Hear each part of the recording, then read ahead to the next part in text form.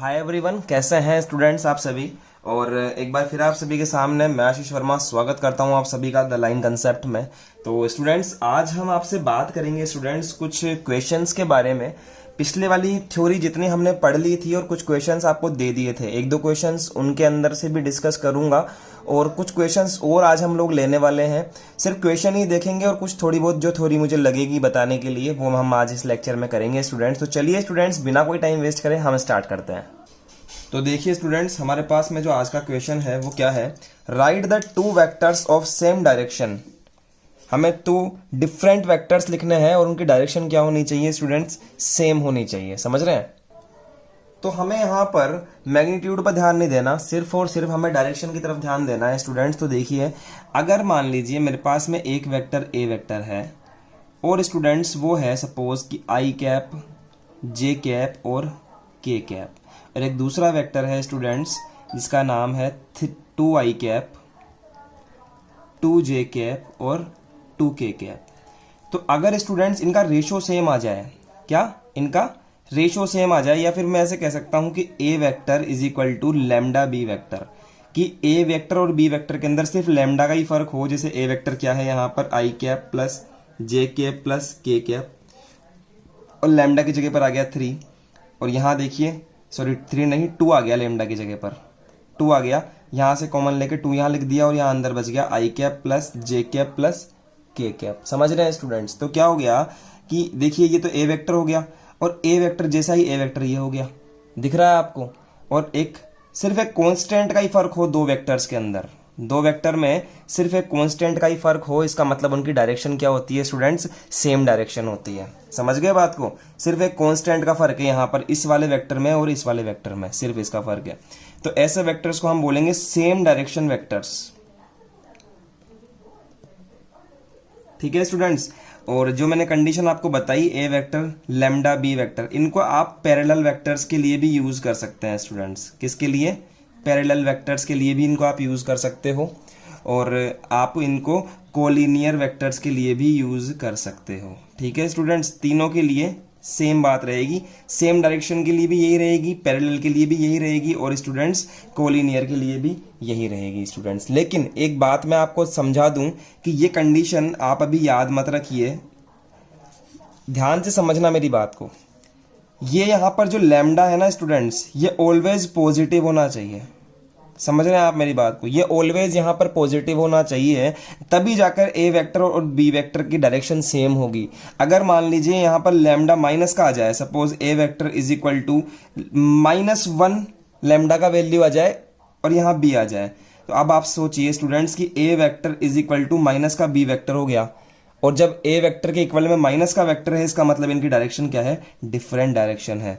तो आप ये ध्यान रखिए कि जब भी दो सेम डायरेक्शन के अंदर पूछेगा आपसे, तो ए प्लस लैम्डा बी वेक्टर की कंडीशन तो फॉलो करना चाहिए, लेकिन लैम्डा यहाँ पर ऑलवेज पॉजिटिव होना चाहिए स्टूडेंट्स। पैरेलल की तरफ इधर आप ध्यान मत दीजिए, यहाँ पर मैं आपको बाद में डिस्कस करूंगा, लेकिन अभी इसका आंसर ये होगा। ठीक है, समझ में आया। चलिए नेक्स्ट क्वेश्चन देखते हैं स्टूडेंट्स, कि अगर आपसे बात कर ले कि right the two different vectors of same magnitude, अभी इससे सिंपल तो क्वेश्चन ही नहीं हो सकता, हमें मैग्नीट्यूड सेम देखना है। तो देखिए ए वेक्टर ले लिया मैंने मन से, I vector minus 2j vector plus 2 4 1, yes यहाँ ले लेता हूं 2k वेक्टर। समझ रहे हैं स्टूडेंट्स।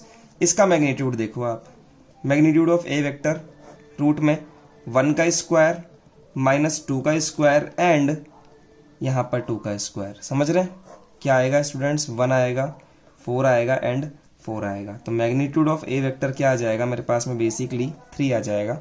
ये देखिए आप यहाँ पर, समझ में आया। एक वेक्टर में ले लूँ यहाँ पर B vector is equal to, इनके उल्टा सीधा कर दूँ, चेंज कर दूँ, जैसे 2i कैप माइनस जे कैप प्लस 2k कैप। तो डायरेक्शन क्या कर दी मैंने, चेंज कर दी, यहाँ पर कोफिशिएंट चेंज कर दी तो डायरेक्शन चेंज कर दी। ओके, अब आप बी वेक्टर का मैग्नीट्यूड निकालेंगे ना स्टूडेंट्स, तो देखिए 2 का स्क्वायर 4 -1 का स्क्वायर 1 एंड 2 का स्क्वायर 4, तो मैग्नीट्यूड क्या आ जाएगा स्टूडेंट्स यहाँ पर 9, that is equal to magnitude of B vector is equal to 3। तो देखिए ये भी 3 है और ये भी 3 है। दोनों का मैग्नीट्यूड सेम है ए वेक्टर और बी वेक्टर का, बट ये दोनों वेक्टर क्या है, डिफरेंट है आपस में। तो इस तरह से आप लिख सकते हैं स्टूडेंट्स, दो वेक्टर जिनका मैग्नीट्यूड सेम है और दो वेक्टर जिनका डायरेक्शन सेम है। अभी अभी हमने करा था, देखिए ये रहा। समझ में आया स्टूडेंट्स? अब हम सीखने जा रहे हैं everyone vector joining two points. देखिए क्या चीज़ है ये, कि अगर मान लीजिए आपके पास एक स्पेस है यहाँ पर x y and this is the z direction, और आपके पास में कोई दो पॉइंट्स हैं। सपोज एक पॉइंट आपके पास यहाँ पर है P जिसका नाम है x1, y1, z1, और दूसरा पॉइंट आपके पास में है यहाँ पर Q जिसका नाम है x2, y2, z2। अगर मुझे इन दोनों को मिलाने वाला वेक्टर चाहिए, यानी कि P से जाए और Q तक जाए, इस तरह का मुझे वेक्टर चाहिए। मतलब कि मुझे कौन सा चाहिए स्टूडेंट्स, PQ वेक्टर अगर मुझे यहाँ पर फाइंड करना है तो मैं कैसे फाइंड करूंगा, ध्यान से देखिए। जो ये PQ अगर मुझे निकालना है P से Q, तो Q में से आप P को लेस कर दीजिए, ठीक है। x2 minus x1, this is देखिए x2 माइनस x1 आई कैप, समझ रहे, plus y2 minus y1 J cap and student z2 minus z1 के कैप। इस तरह से आप वेक्टर निकालेंगे। जैसे कि आपको मैं एक एग्जांपल देके बताता हूं। एग्जांपल है कि देखिए, find the vector PQ vector. कौन सा वेक्टर, PQ वेक्टर हमें यहां पर फाइंड करना है, इन विच द पॉइंट P तो आपको दिया हुआ है ये, और Q दिया हुआ है आपको ये, and also find its unit vector, और इसका हमें यूनिट वेक्टर भी फाइंड करना है। तो देखिए ध्यान से स्टूडेंट्स कैसे कर रहे हैं। सबसे पहले तो आप इसको सॉल्यूशन यहां पर लिखेंगे, ठीक है। देखिए स्पेस के अंदर कहीं पर P पॉइंट होगा, कहीं P पॉइंट होगा, कहीं Q पॉइंट होगा। 4 5 6 मैं यहां मान लेता हूं, this is the Q point, और मैं यहां मान लेता हूं कोई P पॉइंट, क्या है 1, 2, 3। तो स्टूडेंट्स PQ वेक्टर कैसे निकलेगा, 4 माइनस 1 आई कैप, 4 माइनस 1 आई कैप, 5 माइनस 2 जे कैप, और 6 माइनस 3 के कैप। समझे स्टूडेंट्स? तो ये हमारे पास में आ गया यहाँ पर PQ vector, this is 3 I cap, 3 J cap and 3 के कैप। अब इसका मुझे यूनिट वेक्टर भी निकालना है, तो हमने निकालना सीखा है स्टूडेंट्स। PQ वेक्टर का यूनिट वेक्टर को हम लिखते हैं कुछ इस टाइप से, देखिएगा। इसका यूनिट वेक्टर मतलब कि PQ का कैप इज इक्वल टू कैसे निकलेगा, PQ vector divided by magnitude of PQ vector. समझ रहे हैं, ये रहा PQ vector, 3 I cap, 3 J cap and 3 के कैप डिवाइडेड बाय इसका मैग्नीट्यूड स्टूडेंट्स 3 का स्क्वायर एंड 3 का स्क्वायर एंड 3 का स्क्वायर। समझ रहे हैं एवरीवन? इस तरह से काम करेंगे। तो PQ का क्या आ जाएगा यहाँ पर, 3 I cap divided by 999, this is 27 और रूट 27, ठीक है एवरीवन। और यहाँ पर आ जाएगा 3 जे कैप अपॉन 999, वही 27 आ जाएगा, और प्लस 3 के कैप रूट 27 आ जाएगा स्टूडेंट। समझ में आया? देखिए रूट 27 को मैं लिख सकता हूँ 3 रूट 3। तो यहाँ लिख दीजिए आप इसको सॉल्व करके कि 3 आई कैप ऊपर की तरफ, नीचे की तरफ लिखा 3 रूट 3, प्लस 3 जे कैप अपॉन 3 रूट 3, प्लस 3 के कैप अपॉन आएगा स्टूडेंट्स 3 रूट 3। देखिए 3 से 3 गया, 3 से 3, 3 से 3, क्या आएगा एट लास्ट मेरे पास answer, I upon root 3 plus J upon root 3 plus K upon root 3। तो ये हमारा PQ का यूनिट वेक्टर आ जाएगा स्टूडेंट्स। चलिए जैसे कि एक क्वेश्चन और देखते हैं स्टूडेंट्स, ठीक है, वो देखिए आप। देखिए क्वेश्चन क्या कह रहा है, a vector having 2, 1 is initial point and final point is -5, 7, then evaluate the scalar and vector components of this vector. तो स्टूडेंट्स हमारे पास में ध्यान से देखिएगा, हमारे पास में एक वेक्टर है, मैं उसका कोई भी नाम दे सकता हूँ PQ वेक्टर। उसका फर्स्ट जो पॉइंट है वो है हमारे पास में 2, 1, और सेकंड जो पॉइंट है वो है -5, 7। इस वेक्टर के मुझे वेक्टर और स्केलर कंपोनेंट बताने हैं। तो सबसे पहले वेक्टर तो निकालो, PQ वेक्टर क्या आएगा, -5 - 2 आई कैप प्लस 7 - 1 जे कैप। समझे? तो क्या आएगा students P Q vector minus का 7i कैप प्लस का 6j कैप, यह आएगा मेरे पास में पी क्यू का वेक्टर। समझ में आई बात। अब देखिए पी क्यू वेक्टर के जो स्केलर कंपोनेंट्स होंगे, ध्यान से देखिए क्वेश्चन पूछा जाता है, स्केलर कंपोनेंट होंगे जो i के साथ में कोफिशिएंट लिखा हुआ है, मतलब कि -7 एंड 6। और स्टूडेंट्स वेक्टर कंपोनेंट्स क्या होंगे, सॉरी ये स्केलर है l, वेक्टर कंपोनेंट्स क्या होंगे, वेक्टर कंपोनेंट्स i के साथ में, मतलब कि माइनस का 7i कैप। अब इसके साथ में वेक्टर कंपोनेंट का मतलब है कि 7 भी बता दिया और साथ में डायरेक्शन भी बता दी कि x डायरेक्शन है, एंड 6j कैप। समझ में आया एवरीवन। तो इस तरह से क्वेश्चन करते हैं स्केलर और वेक्टर कंपोनेंट्स का। तो अब हम आपके सामने एक नया टॉपिक लेने जा रहे हैं स्टूडेंट, समझिएगा, बहुत ही अच्छा टॉपिक है और इसको डिस्कस करने जा रहे हैं, जिसका नाम है कंडीशन ऑफ कोलिनियरिटी। ये आपने 10th क्लास में ही पढ़ा होगा लाइन के लिए, तो आज देखिए, ठीक है, कंडीशन ऑफ कोलिनियरिटी। देखिएगा क्या होता है कंडीशन ऑफ कोलिनियरिटी, पहले समझाते हैं आपको कि स्टूडेंट्स अगर मान लीजिए स्पेस के अंदर कोई 3 पॉइंट आपस के अंदर एक ही लाइन के अंदर लाई करे, किसमें, एक ही लाइन में लाई करे 3 पॉइंट्स, तो these 3 points are collinear, are called collinear, collinear. समझ रहे हैं, ये कंडीशन होती है स्टूडेंट्स। अब देखिए इस पे क्वेश्चन कैसे आता है कि जैसे मान लीजिए आपके पास में क्वेश्चन की प्रॉब्लम आती है, ये देखिए, show that the vector this and this are collinear. अब कोलिनियर का मतलब है ये दोनों वेक्टर एक ही लाइन में होंगे, या तो ऐसे हो सकते हैं कि जहां पर इसका खत्म हुआ वहां से दूसरा स्टार्ट हो गया, ये फर्स्ट वाला वेक्टर है ए वेक्टर ये वाला, और ये सेकंड वाला वेक्टर है बी वेक्टर ये वाला। या फिर ऐसे हो सकता है स्टूडेंट्स कि ये इधर की तरफ जा रहा है ए वेक्टर, या फिर ये इधर की तरफ जा रहा है, लेकिन रहने एक ही लाइन में चाहिए। अब हमें नहीं पता इनको देख कर कि इनका डायग्राम कैसे बनेगा, ठीक है, समझ में आ रही है बात। तो चलिए पहले कुछ थ्योरी देखते हैं स्टूडेंट्स कि अगर मान लीजिए आपके पास में 2 वेक्टर कोलिनियर है और कुछ इस कंडीशन में कोलिनियर है कि एक वेक्टर जहां खत्म हो रहा है दूसरा वेक्टर उसके आगे से स्टार्ट हो रहा है। ये फर्स्ट केस है, केस नंबर 1।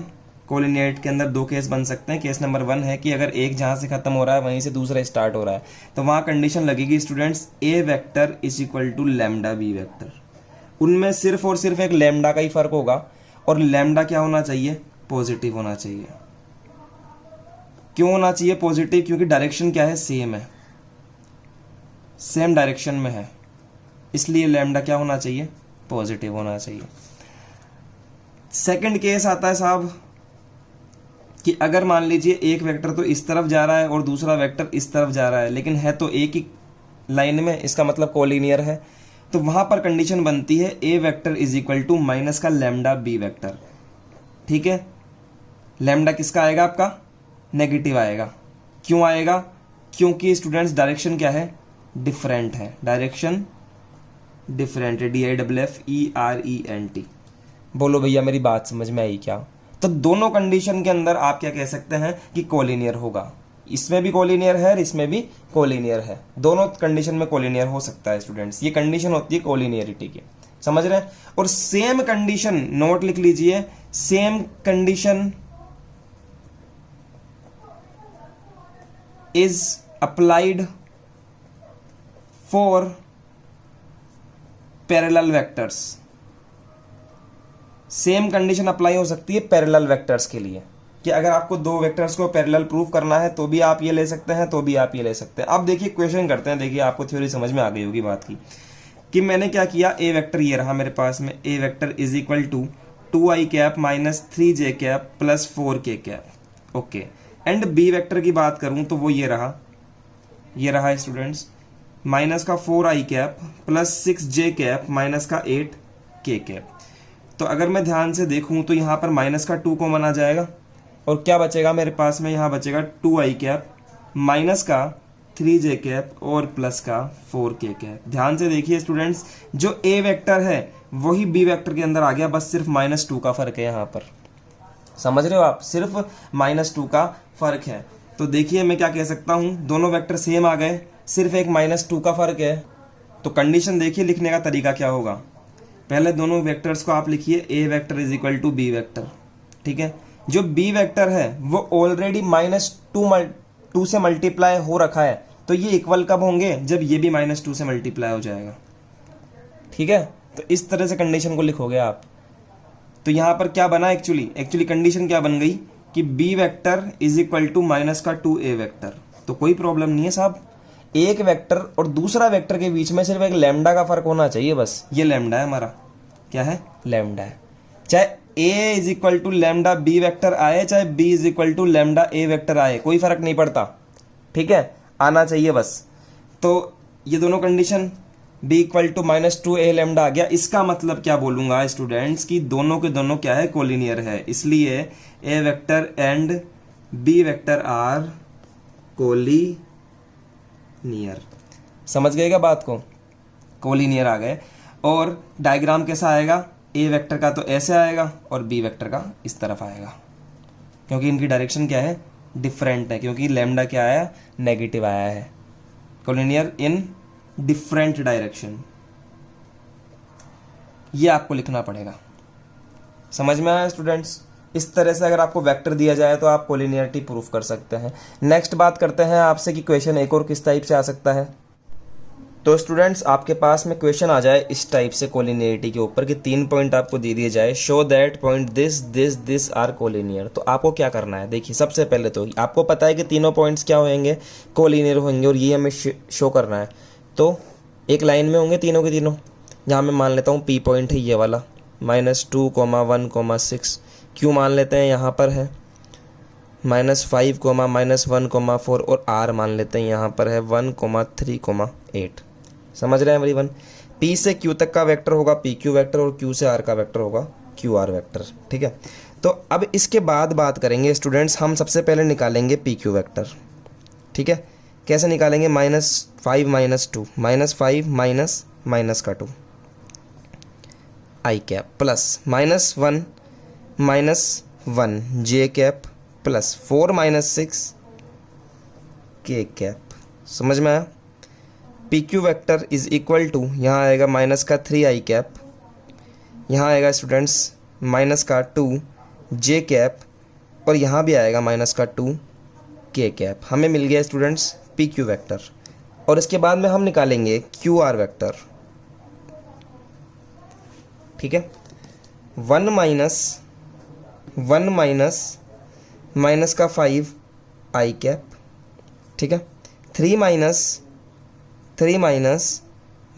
का 1, कैसे लिख दिया, 3 माइनस का 1 j cap plus 8 -4 k cap.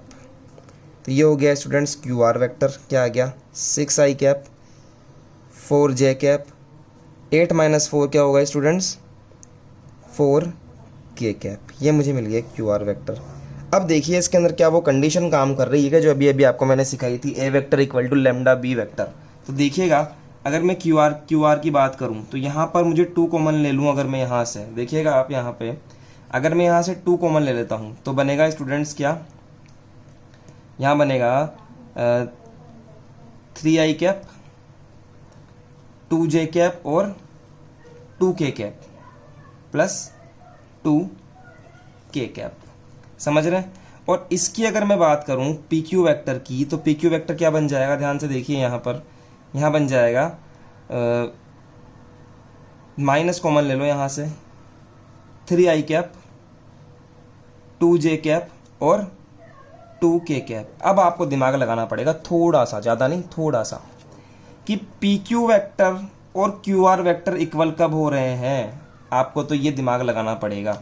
ध्यान से देखिए स्टूडेंट्स कि जो PQ वेक्टर है, PQ वेक्टर ये वाला जो है वो भी सेम है और QR वेक्टर भी सेम है। बस इन दोनों के अंदर अगर फर्क आ रहा है ना, तो वो फर्क सिर्फ इतना सा आ रहा है कि इनके इसके अंदर माइनस है और इसके अंदर 2 है। मतलब इसमें एक कांस्टेंट -1 और इसमें एक कांस्टेंट 2 का फर्क है। तो जो QR वेक्टर है स्टूडेंट्स, वो ये वाला वेक्टर है। ध्यान से समझिएगा, बहुत ही इंपॉर्टेंट चीज बता रहा हूं मैं आपको। इन दोनों को इक्वल कब लिख सकते हैं हम, इनमें छेड़छाड़ी करनी है मुझे। QR vector equal to -2PQ। क्या मैं इस तरह लिख सकता हूं क्या स्टूडेंट्स? इसको ऐसे लिख कर देखिए कि QR vector is equal to -2PQ vector. इसका मतलब यह है कि QR वेक्टर आ जाएगा अगर मैं PQ को -2 से मल्टीप्लाई कर दूं। यहां देखिए आप, PQ को आप अगर -2 से मल्टीप्लाई कर देंगे तो ये हो जाएगा +2, ठीक है, और ये एज इट इज रहेगा और ये आ जाएगा आपके पास में QR वेक्टर। तो इस कंडीशन को लिख सकता हूं मैं कि QR वेक्टर आ जाएगा अगर मैं PQ को -2 से मल्टीप्लाई कर दूं। तो साहब ये तो वही कंडीशन हो गई same to same A vector equal to lambda B vector वाली, बन गई ना कंडीशन। और जहां ये कंडीशन बन जाती है वो वाले वेक्टर क्या होते हैं, कोलिनियर होते हैं। तो बोल सकता हूं स्टूडेंट्स, हैंस दिस तीनों points are collinear, PQR points P, Q, R collinear. तो इस तरह से आप 3 पॉइंट्स का क्वेश्चन भी सॉल्व कर सकते हैं स्टूडेंट्स। अब मैं आपको एक बात बताना चाहूंगा एवरीवन कि अगर आपके पास में पैरेलल के लिए आ जाए क्वेश्चन, कंडीशन ऑफ पैरेलल, मैं आपसे बात कर रहा हूं कंडीशन ऑफ पैरेलल वेक्टर्स, तो इसका क्वेश्चन नहीं करवा रहा है स्टूडेंट्स, लेकिन आपको डायरेक्टली बता रहा हूं कि एक वेक्टर अगर मान लीजिए ऐसे है और दूसरा वेक्टर मान लीजिए ऐसे है, ठीक है, तो एक वेक्टर है A वेक्टर और दूसरा वेक्टर है B वेक्टर, तो इसके अंदर भी स्टूडेंट्स सेम कंडीशन लगेगी, A vector equal to lambda B vector, ये आप ध्यान रख लीजिए।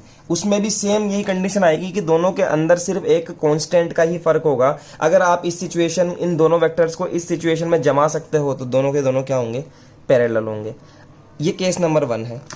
केस नंबर 2 है कि अगर मान लीजिए वेक्टर ऐसे जा रहा है और ऐसे जा रहा है, अलग अलग डायरेक्शन में जा रहा है, तो वहां पर भी सेम कंडीशन कि A is equal to minus का लैम्डा B वेक्टर हो जाएगा। बस समझ रहे हो, आपका जो यहाँ पर जो लैम्डा आएगा ना स्टूडेंट्स, ये नेगेटिव आ जाएगा। बस इतना सा इन दोनों में फर्क होता है। तो चाहे कोलिनियर हो चाहे पैरेलल हो, बात सेम होती है, ठीक है एवरीवन, बात सेम होती है। बस सिर्फ इनमें फर्क होता है, तो सिर्फ इतना सा होता है कि पैरेलल के अंदर ये वाले जो पॉइंट्स होते हैं वो अलग अलग होते हैं।